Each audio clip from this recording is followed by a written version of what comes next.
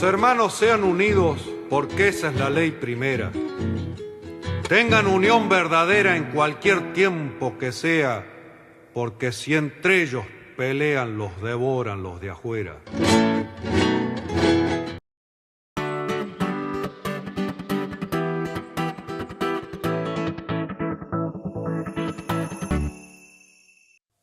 La Argentina de la vergüenza ajena, por Carlos Caramelo, voz Alejandra Benaglia. No le importa rebajarse, es más, es capaz de someterse alegremente a niveles de humillación inéditos en un presidente argentino y de esta manera también exponer al país entero a su menoscabo. Pero insisto, no le importa. No le interesa si Donald Trump lo trata como si fuese un clown, contratado para bailar y hacer gracias mientras las personas importantes del salón hacen negocios. Por el contrario, le encanta ser el centro, aunque no sea más que un entretenimiento. No le preocupa que Lula da Silva le muestre un profundo desprecio cuando lo recibe a él y a su arrugada hermana. Los inconvenientes del lino, ¿vio?, en el inicio de la reunión del G20. Ni lo complica contradecir todo lo que oportunamente afirmó en campaña respecto del presidente de la República Federal de Brasil o del premier chino, a cuyos pies fue a arrojarse en los primeros días de la semana.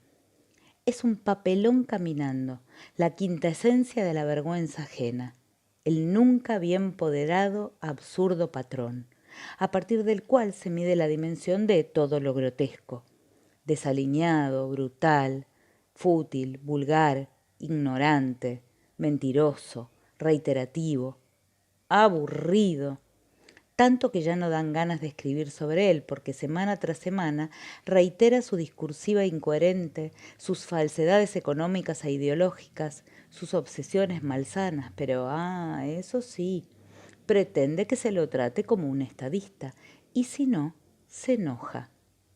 Sí, se enoja, patalea, hace berrinches, insulta, hoy a los diputados, mañana a los periodistas, pasado a su vicepresidenta y así. Claro, se va de boca y después tiene que recoger el hilo porque el barrilete colea. Y es entonces cuando termina poniéndose más en ridículo aún, para regocijo de sus mandantes y desesperación de buena parte del resto de la sociedad. Porque ese es el tipo que nos gobierna. El mismo que, con la economía argentina en el suelo, se dio el lujo de rechazar el ingreso a los BRIC y ahora se arrastra para que los miembros más relevantes de ese foro de cooperación de países emergentes le presten atención y algo de dinero, si fuera el caso. Ese tipo que dice que se acabó la recesión en un país donde las ventas en los supermercados cayeron en un 20% en octubre y el consumo de carne se derrumbó a los niveles de 1996, cuando la Argentina tenía 15 millones de habitantes menos que hoy. Precisamente, ese Javier Milei es la persona elegida para conducir los destinos de nuestro país y contra lo que ha sostenido Cristina Kirchner, no creo que la mayoría de su electorado de buena fe se ande arrepintiendo de su voto. Pareciera que hay una Argentina invisible a los ojos de la dirigencia tradicional, dispuesta a sacrificios mayores solo para ejercer una purga ejemplar sobre los que traicionaron todas sus expectativas y sus esperanzas, y que, bien mirados, la siguen traicionando. Geopolítica de rodillas. Fue la semana de los arrepentimientos, con una dieta básica de malos tragos de cócteles de cicuta. Primero, Emmanuel Macron, que cenó con Milei para advertirle de entrada que su país no iba a firmar el tratado Mercosur-Unión Europea, y luego les rindió homenaje a las monjas francesas, Alice Dumont y Leonid Duquet, desaparecidas por la dictadura, y con ese acto aprovechó para reunirse con los organismos de derechos humanos, esos que el libertario detesta. Luego su arribo a Brasil y esa recepción onda freezer que le propinó un tipo tan cálido como es Lula, y no es para menos, todo indicaba que Milei iba a pudrirla. Sus reuniones unilaterales con líderes a los que había menoscabado y ante quienes tuvo que hincarse como Xi Jinping y el primer ministro indio Narendra Modi para apenas conseguir promesas de cortesía, y su brevísimo cruce con Cristalina Georgieva, que volvió a felicitar a la Argentina por sus impresionantes progresos, pero de las efectividades conducentes, ni noticia. También un fuerte cruce con el presidente colombiano por el tema de las tecnologías y el sentido que la humanidad debe darle a las mismas. Discusión que, según el propio Gustavo Petro, fue invisibilizada por la delegación argentina. Hubo allí algo que no les gustó, comentó Petro, que aclaró que el material estaba en manos de los acompañantes de Milei, quienes al parecer lo habían escondido. A la hora de los discursos, Milei sacó a relucir su verba inflamada. A casi 70 años de haberse inaugurado este sistema de cooperación internacional, es hora de reconocer que este modelo está en crisis, dijo en tono de pocos amigos. Sin embargo, a la hora de los bifes, léase del documento final del G20, firmó con el resto de los mandatarios de la cumbre sin adendas especiales para la Argentina. Eso sí, no participó en la foto, pero se supone que es porque le prohibieron que utilizara filtros para subirla a sus redes.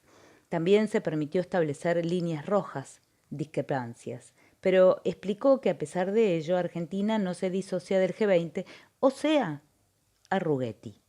De regreso a nuestro país, la visita de Giorgia Meloni, lo que debería haber resultado una buena oportunidad para restañar, al menos en algo, las heridas de una política exterior errática, por no decir desquiciada. Pero no, Milei tenía que cagarla. A los buenos oficios de la italiana, las coincidencias ideológicas y la afabilidad, el libertario tenía que arruinarla regalándole un pequeño muñeco de su persona con una motosierra en la mano. No un poncho o un mate de plata, no, un mini Milei de plástico con motosierra. Y la sonrisa de satisfacción de nuestro mandatario que no se reflejaba en el rostro de la visitante, que mezclaba una mueca de desagrado con la sorpresa y una sonrisa forzada. De cierre de la semana, como broche de hojalata, la decisión expresa del presidente de negarse a cumplir la orden de la Corte Penal Internacional de La Haya, que ordenó la captura del primer ministro israelí Benjamín Netanyahu y de su ex ministro de Defensa, Yoav Gallant, acusados de crímenes de guerra y lesa humanidad. Otro caprichito del libertario que, se sabe, ha establecido, acaso solo en su cabeza, una nueva alianza de naciones de ultraderecha que vendrían a salvar al mundo o similar, incumpliendo con lo dispuesto por el Estatuto de Roma, al que nuestro país adhirió en tiempos de Carlos Menem. Milei pone a la Argentina directamente fuera de la ley. Sin embargo, no se leen en los grandes medios titulares que digan que nos caímos del mundo, como cuando operaban contra gobiernos peronistas. Cosas que pasan. Segundos afuera. A gran parte del periodismo le gusta el boxeo duro con dosis extremas de violencia, con la particularidad que su rival tiene que estar atado de pies y manos.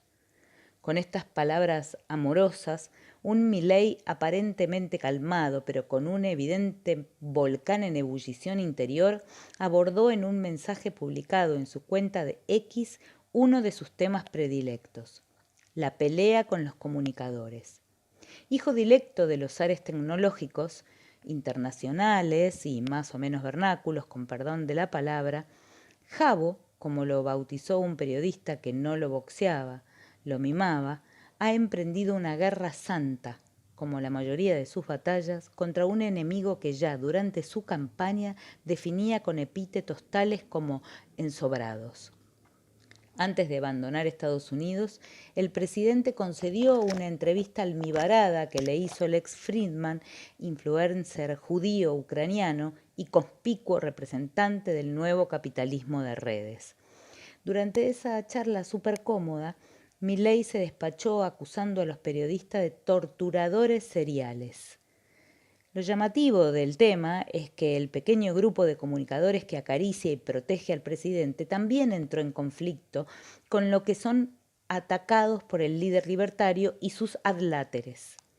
Corea del Centro lanzó duras y sesudas reflexiones sobre la condición de experimento exótico que exhibiría el gobierno, y Corea del Centro derecha fue un poco más áspera, probablemente porque ha sido objeto directo de los insultos habituales del mandatario y mucho más de su entorno. A mitad de semana, en el pase que habitualmente realizaban Marcelo Longobardi, a quien no se le puede tildar de peronista, of course, y Viale Jr., la cosa se puso caldeada. El veterano hombre de radio, que nació a los medios en su famosa pareja con Daniel Haddad, cruzó al hijo de Mauro, que es asiduo concurrente a Olivos para ver ópera junto al presidente, por la falta de solidaridad del medio en el que trabajan, Radio Rivadavia, y de sus compañeros. Viali se quiso hacer el gracioso y Longobardi se fue del aire. También Agustín Laje, probablemente el ideólogo más importante del mileísmo, usó su speech en el encuentro de San Miguel, del que hablaremos hacia el final de este panorama, en el que se lanzó el brazo armado de la Libertad Avanza para atacar al periodismo. Fue por eso que lo cruzó Eduardo Feynman, otro al que no se lo puede asimilar de ninguna manera al kirchnerismo. O sea, digamos, alea y ancastes. La suerte está echada. Al calor de la interna. El internismo parece haberse transformado en casi la única idea para hacer política en estos días. De un lado, del otro y del otro lado también, al arrastre de las tensiones peronísticas que lejos están de resolverse con un ascenso o asunción de Cristina al cénit del PJ, y del nuevo cisma radical, se suma ahora el desamor entre Milei y su vicepresidenta. Una relación que estaba rota al llegar, pero que de todas maneras el líder de la Libertad Avanza, que practica el honestismo según le quede cómodo, sostuvo más allá de sus propias fuerzas y convicciones. Pero como todo termina al fin, nada puede escapar, sentido homenaje a un ídolo del rock de mi adolescencia, Willy Quiroga, que acaba de irse de este plano porque al parecer en otro andaban necesitando un excelso bajista que además cantara, la historia acaba de finalizar. O al menos Milei se tomó un tiempo. No soy yo, sos vos, parece que le espetó Javier a Vicky y la expulsó del Edén libertario, aunque en realidad la mensajera anticipatoria había sido otro de los amores presidenciales, la inefable Lilia Lemoine, que la venía percudiendo a la vice con una piedra pómez tamaño baño. Lo habíamos anticipado en nuestros panoramas, y tanto va el cántaro a la fuente. Y ahí termina esta historia que, para nada, el partido de gobierno y sus alrededores no gana para fricciones. Está además la pelea entre los hermanitos Menem y Santiago Caputo, y al parecer todo se debe al amor de Karina. Va, el amor es de uno solo de los contendientes. La disputa está en el control de la Cámara de Diputados y de la campaña de la hermanita para la instalación partidaria, más ahora que, caída Victoria Villarruel en desgracia, algunos empiezan a soñar con una fórmula Milei para 2027, aunque usted, como yo, no lo crea. De todas formas, primero deberán atravesar el Rubicón de las fiestas. El voto de Milei es un voto emocional y se avecinan días en los que la emoción se vuelve más epidérmica que nunca. Sin regalos, sin pan dulce, que los panaderos avisan que se van a tener que pagar en cuotas, sin comida, sin alegría. Navidades y fin de año van a ser momentos difíciles para la sociedad argentina y para el gobierno. Será por eso que Patricia Bullrich ya está pronosticando un horizonte de paz o palos. Pero volviendo a ese internismo atroz, esa construcción individuada y ombliguista de la política que atraviesa horizontalmente nuestro sistema de partidos, todo tiende a llevarnos a unas elecciones de medio término en estado de fragmentación. Similar, aunque probablemente peor que las del 2001. Para favorecer ese escenario, y no para combatirlo como dicen, los libertarios sueñan con derrumbar las PASO. Ya presentaron un proyecto en ese sentido, lo que generó otra tensión con el PRO que sintió que le rayaban el coche. ¿Creen, acaso, por cierta mirada pueril sobre el sistema de partidos, o quién sabe por ahí, hasta con alguna razón, que a río revuelto ganancia de pescadores? ¿Trotskismo de derecha, vio? la soberbia armada. Por último, y no porque sea menos importante, un vuelo de pájaros sobre el acto que los blandengues de las redes sociales organizaron en la localidad de San Miguel el sábado pasado por la noche. Allí, bajo la tutela del gordo Dan, el tuitero Daniel Parisini, se dieron cita algunos jóvenes efebos bullangueros, casi todos varones, incluso hubo quien dijo que había menos mujeres que en el socavón de una mina, todos muy dispuestos a insultar y entonar cánticos agresivos. Le habían preguntado a la inteligencia artificial cuáles eran las 3 frases que más identificaban a los libertarios y los lanzaron como consignas. Fueron invitados, la cosa fue por invitación, movilizan en remis, para lanzar la agrupación Las Fuerzas del Cielo, a la que el dirigente presentó como el brazo armado de la libertad avanza. Más allá de lo poco feliz de la consigna y de los gestos de duda que se vieron en las caras de otros libertarios importantes como la estrella de la noche Agustín Laje, presidente de la Fundación Faro, think tank y fuente de financiamiento recientemente lanzado, Agustín Romo, legislador por la provincia de Buenos Aires, el secretario de Culto y Civilización Nahuel Sotelo y el diputado nacional Santiago Santurio, lo relevante fue la preocupación que causó la idea de brazo armado hacia el interior de la política vernácula y también hacia la de otros países que se encontraban reunidos en el G20 y le hicieron llegar su malestar a la delegación argentina.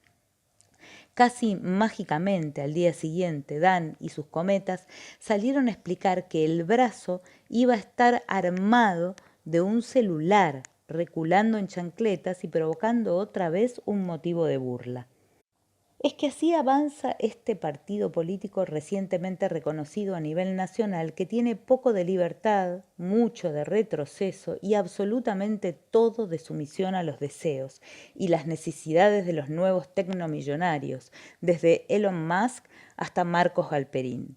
Para ellos, el presidente Milei, como los monitos de organilleros de principios del siglo XX, hace piruetas, baila, encanta al público consumidor, ayuda a hacer negocios. Para eso está donde está. Por eso lo sostienen donde lo sostienen. Ese es el rol que le confieren. Ser la cabeza de playa de una idea que intenta extender el dominio de ese capitalismo tecnológico que mezcla la piratería de datos, el comercio cuasi coercitivo, el trabajo gratuito y la instalación de un nuevo orden mundial para Occidente. Ahí es donde Javier Milei puede aparecer como importante. O no, porque, como ya avisó el Indio Solari, cuanto más alto trepa el monito, así es la vida.